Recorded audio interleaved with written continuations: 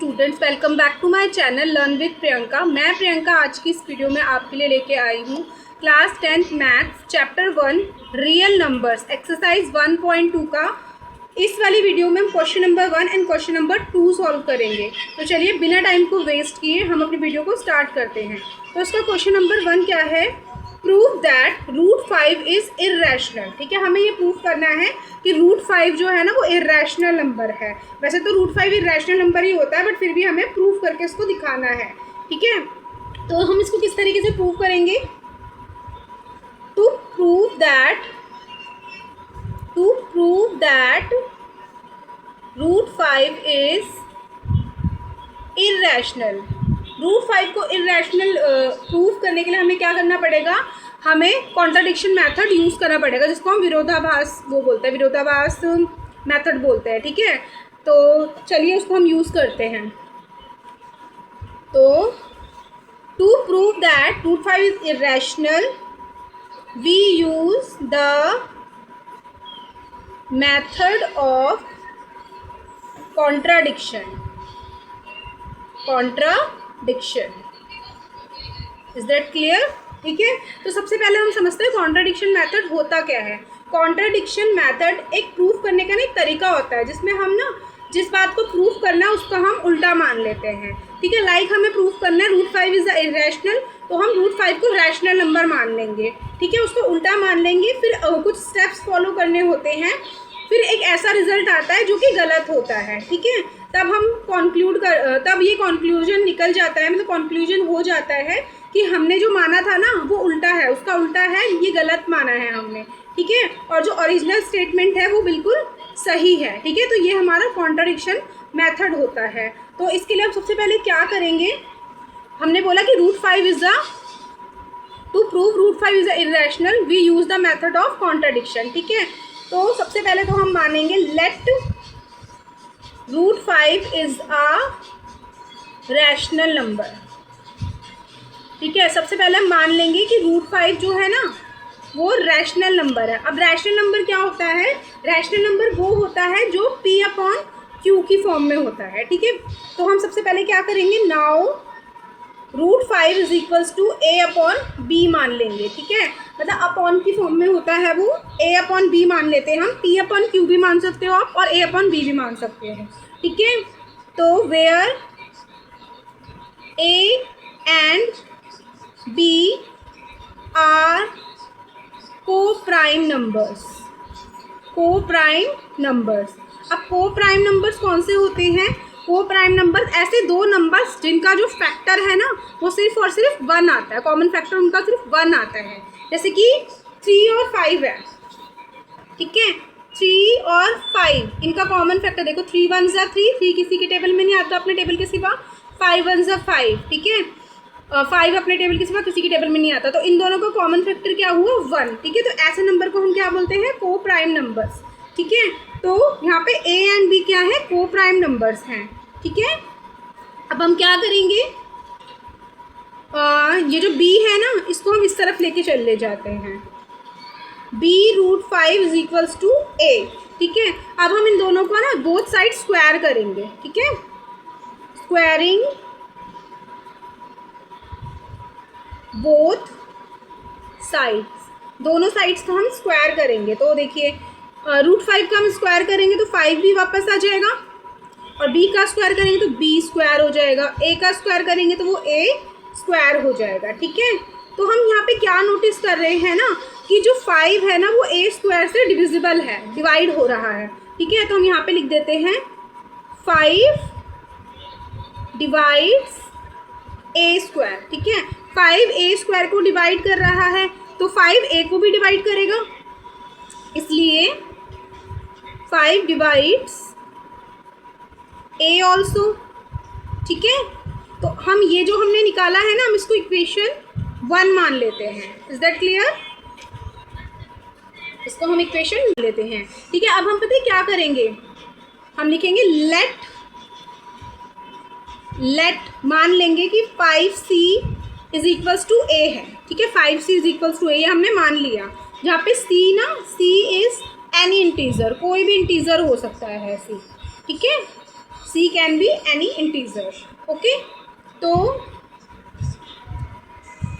put the value of a in equation 1. ये जो a की वैल्यू है ना, मैं इसको इक्वेशन 1 में पुट कर लेती हूँ. ठीक है, तो इक्वेशन 1 मेरी ये थी ना, 5b² is equals to 5c². Is that clear? तो उसके बाद 5b² इज इक्वल्स टू, ये हो जाएगा 25c². ओके, तो यहाँ से हमारा क्या हो जाएगा, हम इन दोनों को ना कट कर लेते हैं. 5 1 ज़ा 5 एंड 5 5 ज़ा 25. तो b² कितना हो जाएगा मेरा, 5c². ठीक है, तो हम इसको ऐसे भी लिख सकते हैं, 5c² is equals to b². ठीक है, 5c² is equals to b². अब हम यहाँ पे क्या नोटिस कर रहे हैं ना, ये जो 5 है ना वो b से डिवाइड हो रहा है. ठीक है, तो हमने इसको लिख लेते हैं 5 डिवाइड्स b². 5 जो है वो b² को डिवाइड कर रहा है. ठीक है, तो 5, इसलिए 5 divides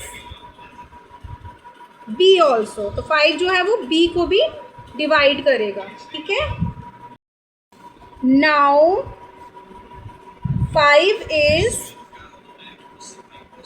common factor of both a and b, but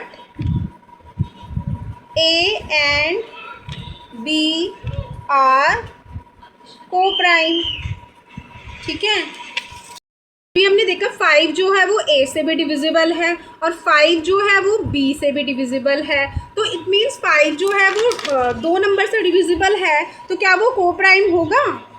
तो हम यहाँ पे बोल रहे हैं now 5 is common factors of both a and b. ठीक है, हमने देखा कि जो 5 है वो a का भी कॉमन फैक्टर है और b का भी कॉमन फैक्टर है. ठीक है, but a and b are common coprime. हमने ऊपर कहा था कि वो को प्राइम है, तो वो हमारा क्या हो गया, गलत हमने अज्यूम किया था. ठीक है, तो वो कॉन्ट्राडिक्शन मेथड हो गया. ठीक है, तो अब हम क्या लिखेंगे, here the contradiction arises by assuming that root 5 is rational number. Root 5 is rational number. ठीक है, तो यहाँ कॉन्ट्राडिक्शन हो गया, मतलब हमने जो एज्यूम किया था कि रूट 5 जो है वो रैशनल नंबर है, वो हमारा रॉन्ग हो गया. ठीक है, तो रूट 5 हमारा क्या हुआ, रूट 5 हमारा इरैशनल नंबर हो गया. ठीक है, तो hence root 5 is irrational number. तो इस सम को हमें समझना पड़ेगा, कुछ स्टेप्स हमें याद करने पड़ेंगे, तब जाके हम इस सम को कर पाएंगे. इसी का ही नेक्स्ट क्वेश्चन है, prove that 3 + 2 root 5 is irrational. हमें प्रूव करना है कि 3 + 2 रूट 5 जो है वो इरैशनल नंबर है. तो ये बहुत ही ज़्यादा इजी क्वेश्चन है. ठीक है, तो हम इसमें भी क्या करेंगे, कॉन्ट्राडिक्शन मेथड यूज़ करेंगे. तो इसमें हमें मानना है, let assume 3 + 2 root 5 is a rational number. हमें 3 + 2 रूट 5 को एक रैशनल नंबर मान लेना है, रैशनल नंबर. ठीक है, so 3 + 2 root 5 is equals to a/b. ठीक है, a and b are integers where b is not equals to 0. ठीक है, इसमें b हमारा 0 नहीं होना चाहिए. तो अब हम क्या करेंगे, हम ना रूट को तो यहीं रहने देते हैं और 3 को उस तरफ लेके चले जाते हैं. 2 root 5 is equals to a/b. ये प्लस का है, इधर आके माइनस का हो जाएगा. ठीक है,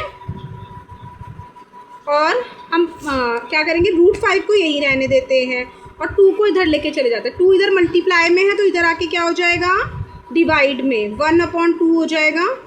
a/b माइनस 3/1 कर लेते हैं इसको, ठीक है। तो √5 इज इक्वल्स टू हो जाएगा a/2b माइनस 3/2। ये हो गया हमारा इक्वेशन 1, ठीक है, इक्वेशन 1 हो गई। वी नो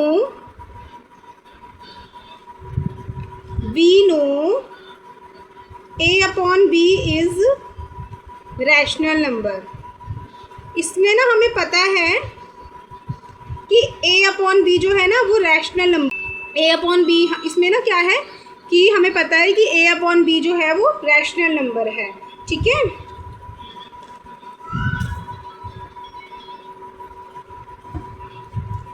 तो इसलिए a/2b is also a rational number, is also rational number. तो a/2b भी क्या हो जाएगा, एक रैशनल नंबर हो जाएगा।